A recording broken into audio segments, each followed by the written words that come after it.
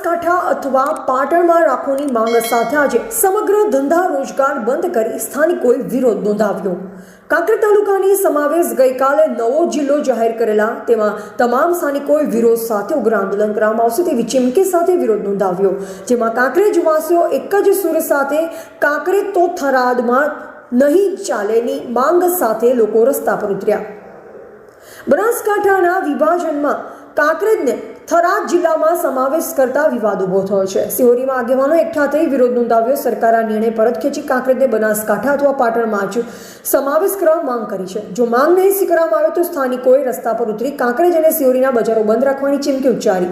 ત્યારે બનાસકાંઠાનું વિભાજન થતાં કાંકરેજ તાલુકાના લોકો રોષે ભરાયા, જેમાં આજે કાંકરેજનું મુખ્ય મથક સિહોરી ખાતે માર્કેટયાર્ડ બંધ રાખી વેપારીઓ એક જ સૂર સાથે વિરોધ નોંધાવ્યો, જેમાં તેઓની માંગણી હતી તેમને અમારા તાલુકો કાં તો પાટણમાં સમાવેશ કરો અથવા બનાસકાંઠા જિલ્લામાં રાખો, અમારો તાલુકાને થરાદમાં સમાવેશ કરવાનો ઉગ્ર વિરોધ કરીએ છીએ। અમે સરકાર સત્વરે યોગ્ય નિર્ણય નહીં લે તો અમે તમામ કાંકરેજવાસીઓ એક થઈ ઉગ્ર આંદોલન કરીશું અને સરકારને સત્વરે અમારી માંગણીઓ સાંભળી અમારી રજૂઆત સત્વરે હલ કરે તેવી અમારી રાજ્ય સરકારને લાગણી સાથે માંગણી કરીએ છીએ। અહેવાલ કાંતિ રાવલ, કાંકરેજ।